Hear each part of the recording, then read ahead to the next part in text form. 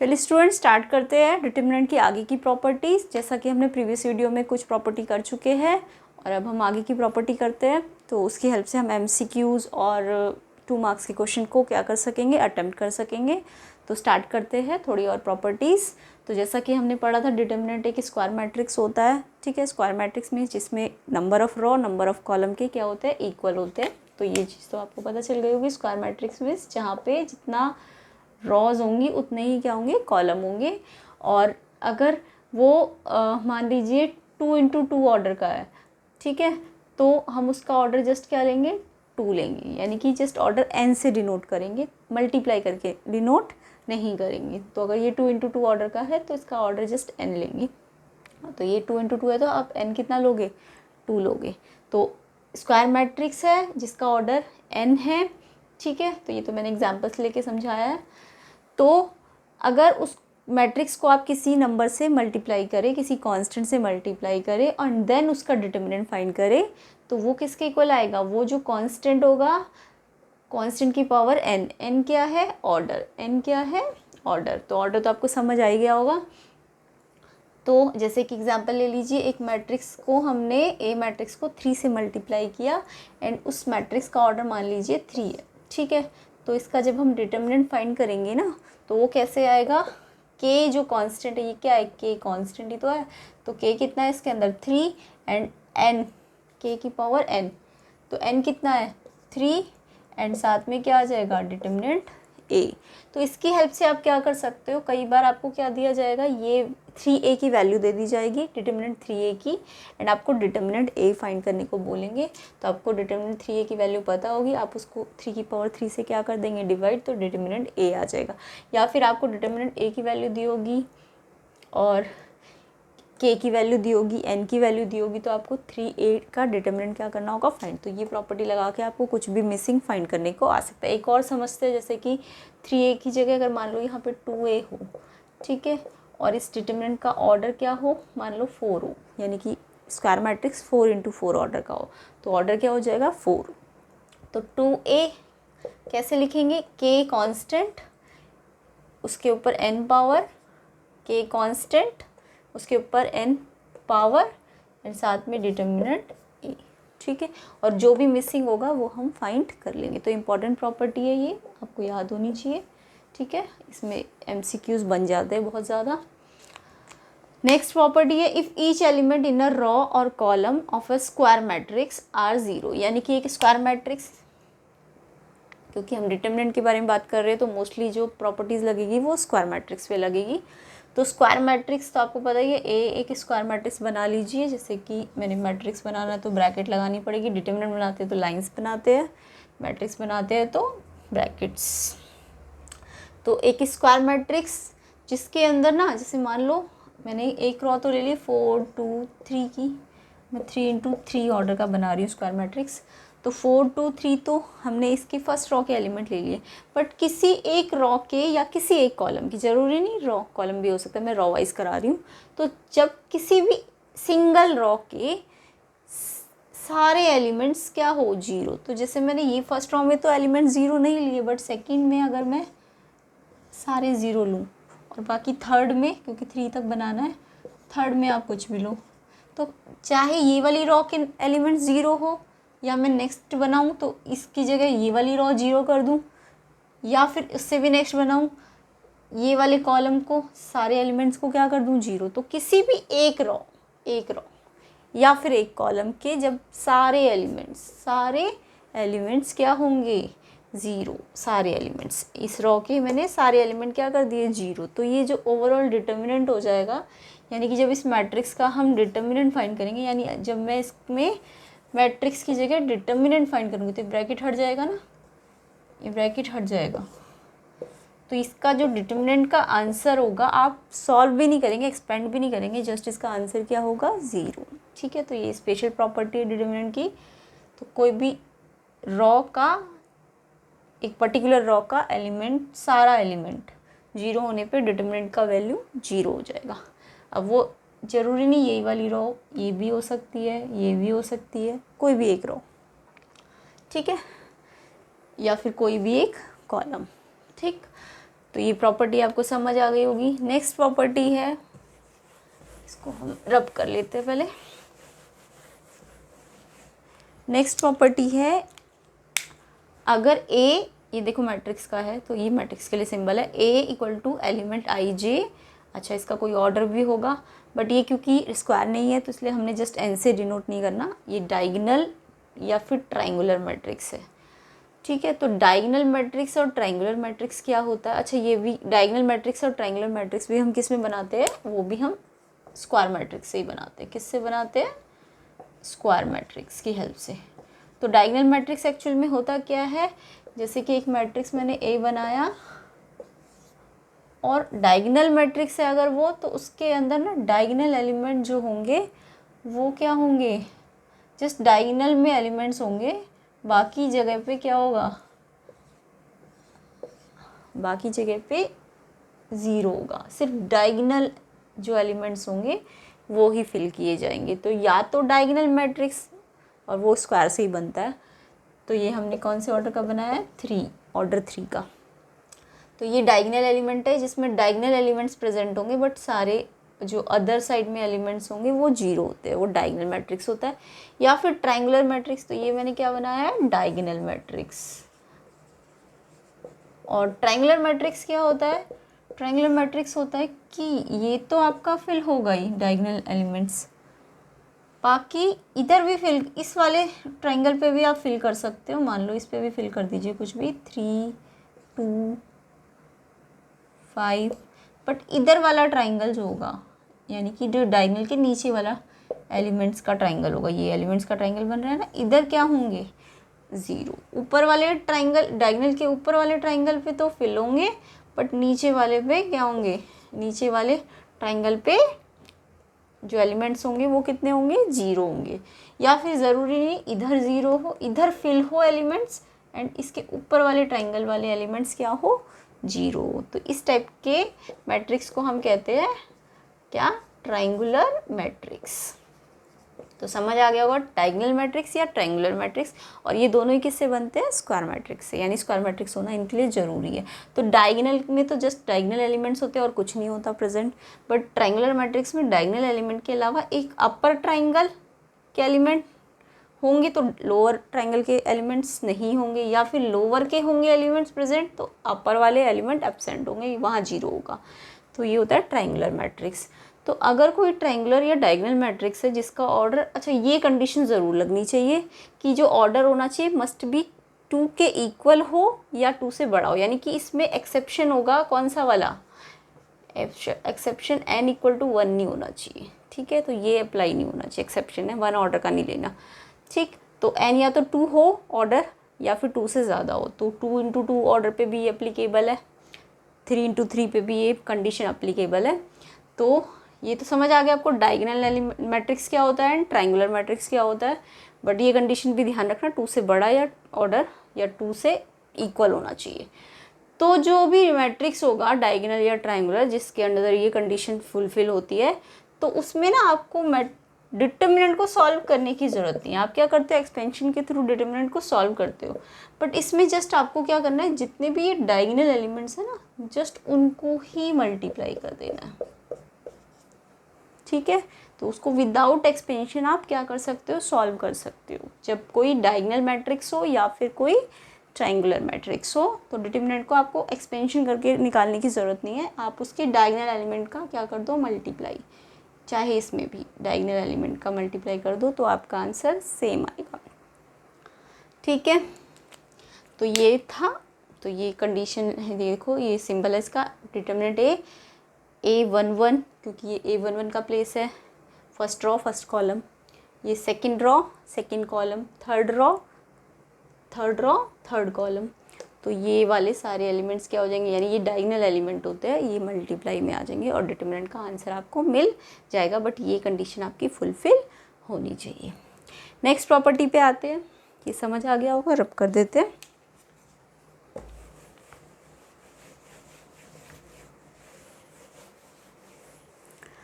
तो नेक्स्ट क्या है, इसमें एक सबसे पहले तो स्क्वायर मैट्रिक्स होना चाहिए। वैसे तो ये सारी कंडीशन स्क्वायर मैट्रिक्स पे ही अप्लाई हो रही है।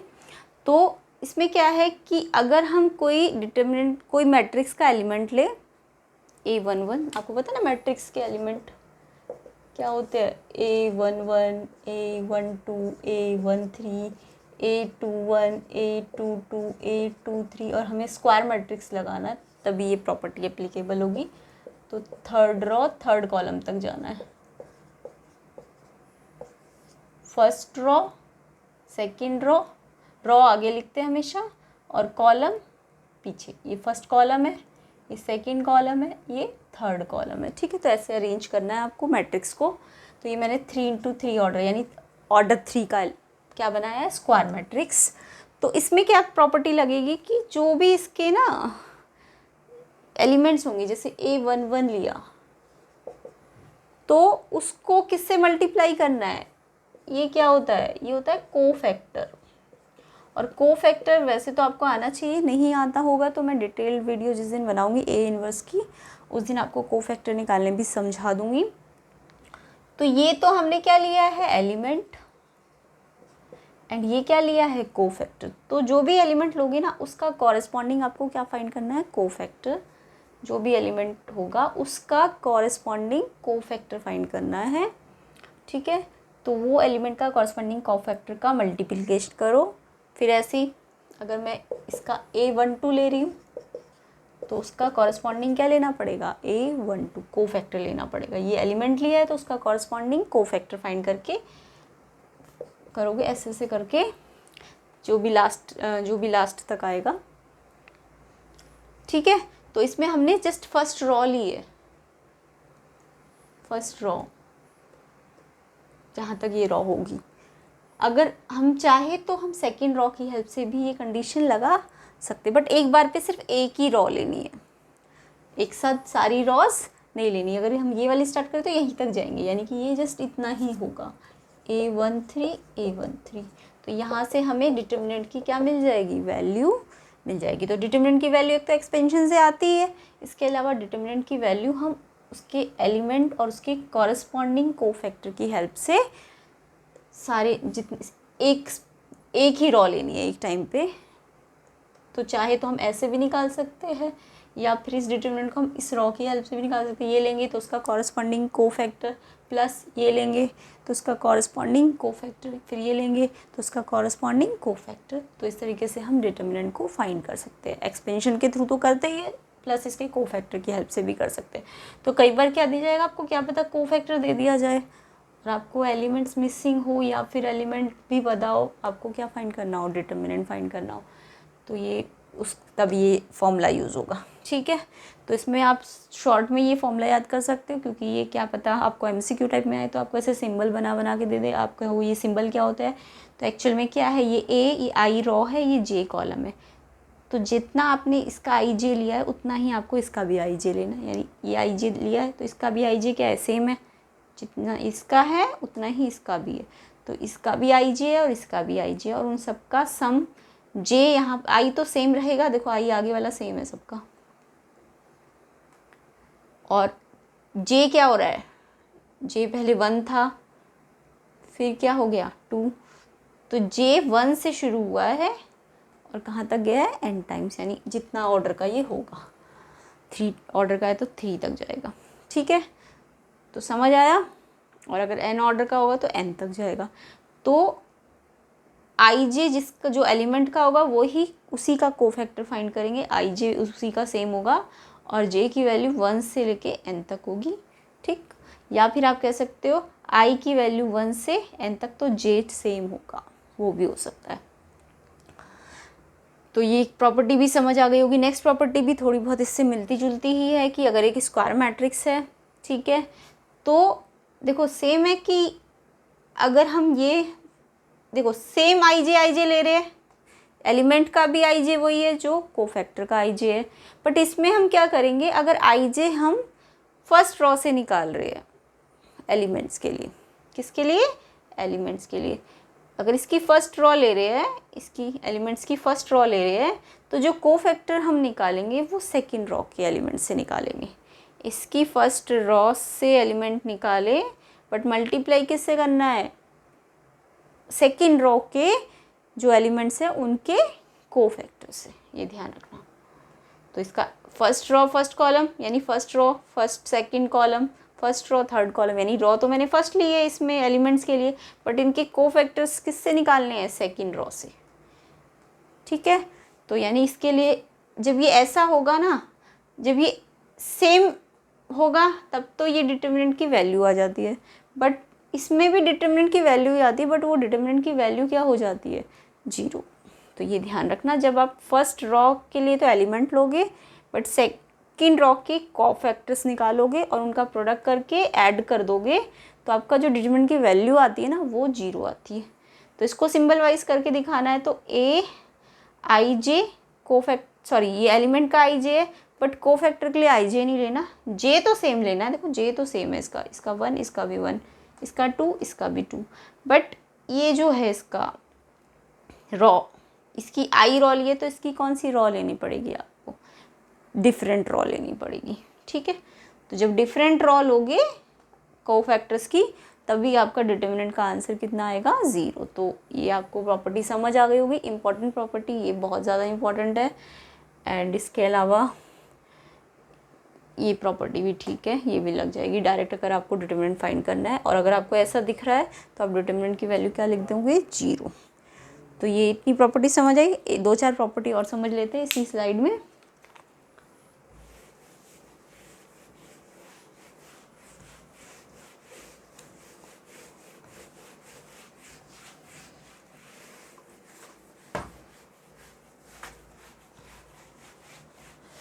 तो ये प्रॉपर्टीज़ आपको अच्छी तरह से समझ के लर्न करनी है, ताकि आप इनको अपने जो भी 1 और 2 मार्क्स वाले क्वेश्चन है उस पर अप्लाई कर सको।